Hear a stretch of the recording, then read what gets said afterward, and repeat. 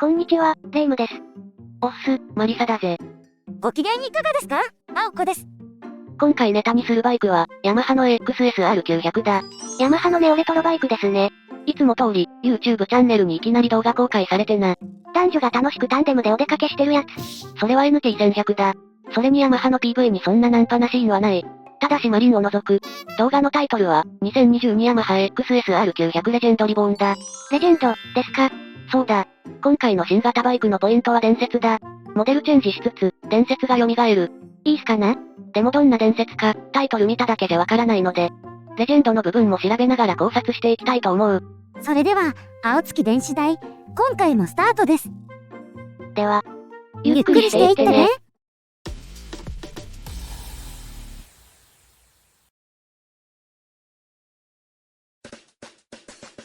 今回の流れはこんな感じだぜ。1、XSR900 って。2、スペック考察。3、ライバル比較。です。じゃ、はじめ、か。1、XSR900 って。XSR900 は、ネオレトロなスタイルと、ハイパフォーマンスな性能を持つ、ヤマハスポーツヘリテージを象徴するバイクだぜ。新型発表ですが、MT シリーズ、R シリーズ、MAX シリーズときて、ついに XSR シリーズが来ましたね。この流れだと、新型 XSR700 の発表も近いな。で、バイク動画の前にかよ。PV 冒頭にファスターソンズってロゴが出てくるけど、これは何の意味なんですかね？これはヤマハが唱えるキーワードで、現代人の多様化するライフスタイルの中で、普遍的なモーターサイクルの魅力を伝え続けていく。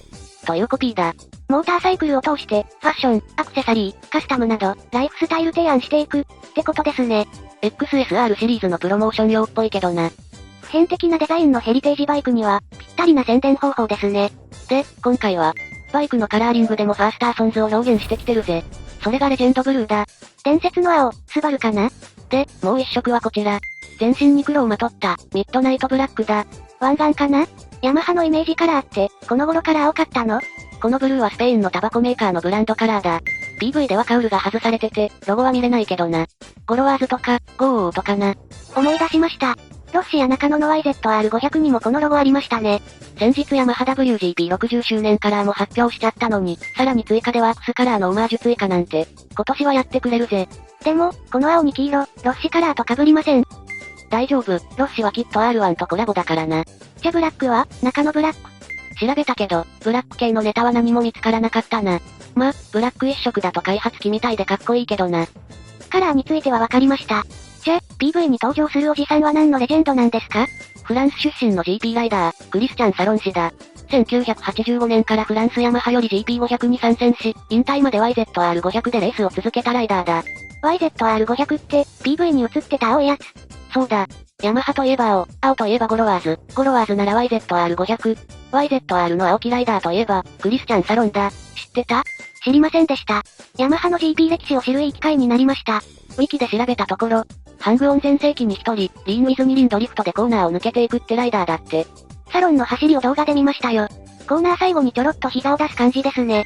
ちなみに、ヤマハの WGP 参戦50周年記念の時の、サロン本人メッセージが YouTube で見れるぜ。伝説のライダーとマシン、そして新型 XSR ってことですか？そうだな。じゃ、新型のデザインはどんな感じですか？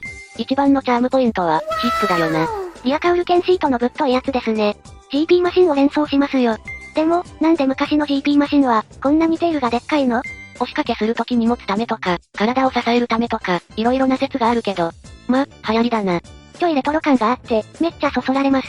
レトロといえば、ネイキッドにはビキニカウルも似合いそうだな。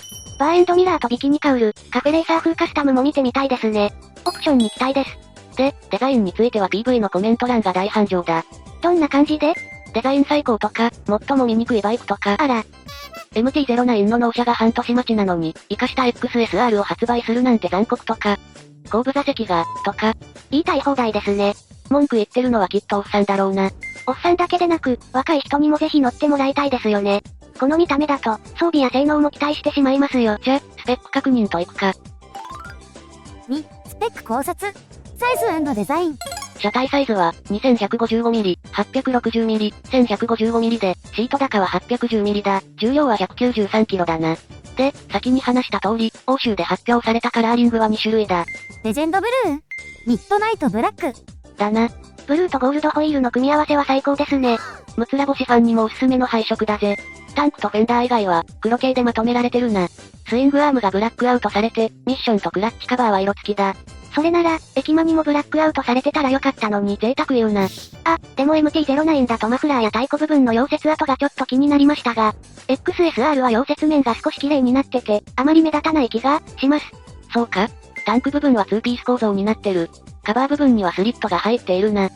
燃料タンクの下にエアクリがあるから、おそらくこのスリットから空気を吸うことになるんだろう。吸気音も楽しめそうですね。ハンドルはバーハンで、ライポジもそんなにきつそうじゃないし、バーエンドミラーのおかげで前高が低く感じるし、何よりシャレオツ感がいい。これ、左右楽につけて吊り下げ風にできないかな。言うと思った。だって、そっちのがかっこいいでしょ？異論はない。で、気になるリアシートだ。テールランプがシートと一体化したデザインだな。先代の飛び出した丸型テールランプは、ちょっと目立ちすぎな感じでしたが、新型は全体のデザインに溶け込んでて、あまり主張してないところが気に入ってます。リアステップも見たことない形状になってるぜ。こんな形状見たことない。これ、リアステップを出したら、かなり幅広ですよね。これだけ長いと、タンデムする時の足の置き場に困らなくていいな。エンジン。エンジン関連スペックは、ほとんど MT-09 と同じだな。ほとんど、全く同じじゃないの？ MT-09 とは排気量が 1cc 違うし、出力も1馬力多いし、ストロークも1ミリ長いし。それって、いつもの誤差でしょ？誤差。海外仕様のお約束でした。エンジンは DOHC3 気筒の CP 仕様。最大出力は 87.5kW、119.0 馬力1万 RPM。最大トルクは 93.0 ニュートン、9.5kg メートル 7000rpm だ。燃料タンクの容量は14リットルだな。燃費の表記は、見つからなかった。エンジン仕様がほぼ同じ、車重は4キロ重いだけなので、航続距離はほとんど同じでしょうか？参考値として MT-09 の航続距離だが、約285キロだ。ちょっと少なくなくない？反論は却下だ。これは店名として受け入れるしかない。その代わり、A スクラッチ、クイックシフター、クルコン、ライディングモードと操作系は至れり尽くせりだ。これだけの装備があれば、タンク容量問題なんか吹き飛ばしてくれるぜ。フレーム、足回り。ベースとなった MT-09 より、なんかどっしり見えますが、ホイールベースを調べたら、MT-09 より 65mm 長くなってる。この辺は、何か意図がありそうですね。MT-09 のインプレにはひらひらと自在に曲がるって書いてあることが多いんだが、少し違う味付けにしてきたってことだな。この謎はヤンマシのインプレに期待しましょう。ブレーキ関連はレバー周りが変わってる。ラジアルマスタシリンダーが日清製からブレンボ製に変わってる。ブレーキフルードタンクは同じスモークだ。フロントフォークとリアサスは調整可能って書いてあるし、オプションでオーリンスのリアサスも選択できるぜ。主要装備。MT-09 がベースってことなので、期待してもいいんですよね。そうだな。AXSR900 は、MT-09SP のいいとこ取りって感じだ。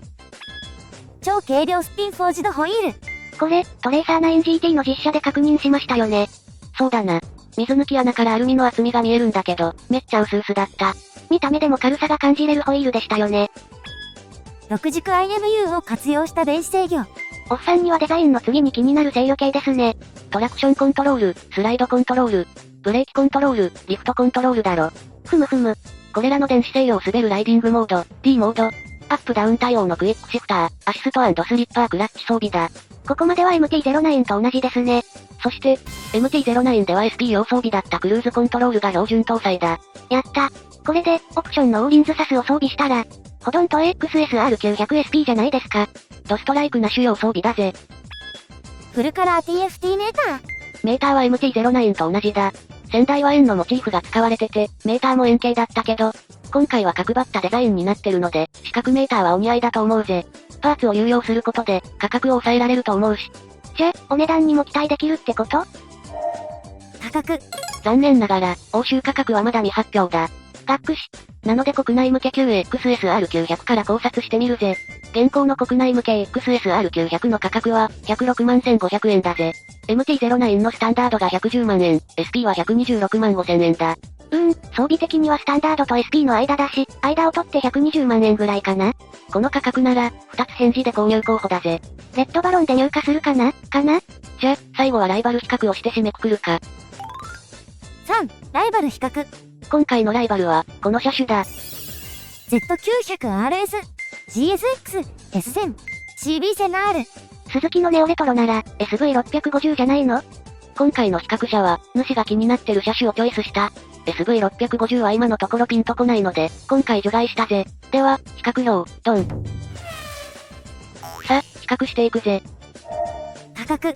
国内予想価格は120万円とした場合、この装備でこの価格はめっちゃいい感じですね。予想価格通りだったらな。MT-09 の派生車だしそんなに台数は出ないだろうから、国内発表があったら即予約だぜ。またしても予約合戦ですかね。サイズ&重量。XRS900 のシート高は 810mm だ。172センチ、69キロの体格なら、830mm ぐらいまで問題ない。タンク容量が比較車の中で一番小さいのが気になりますけどね。その分重量は XSR が一番軽いからな。軽さは正義。エンジン性能。パワー勝負なら S1000 と 1000R だな。どちらもベースエンジンはレース用ですからね。回すほどパワーが炸裂するぜ。ただ、燃費と航続距離が、ですね。燃費は MT-09 と同様と想定してるけど、XSR は燃料タンクが14リットルなので航続距離が300キロ切ってる。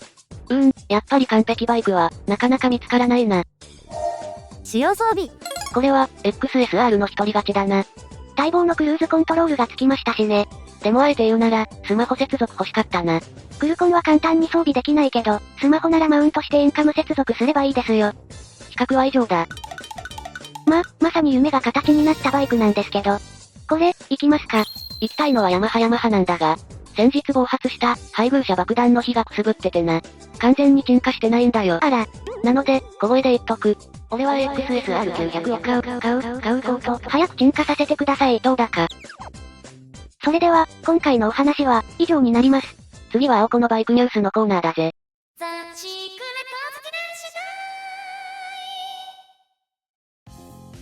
こんにちは、青子のバイクニュースのお時間です。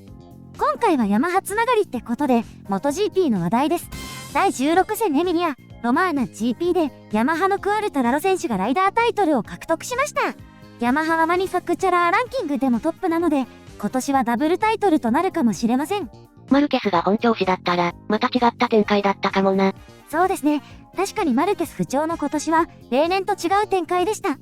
ここでしっかりタイトル奪取するのは、さすがヤマハですね。個人的には盛り上がった1年でした。ヤマハの記念モデルが、また一つ増えそうだな。紅白ストロボカラー登場とか？スポーツモデル以外でも記念モデルが発売されるといいですね。期待してるぜ。では、今回はこの辺で。それでは、See you!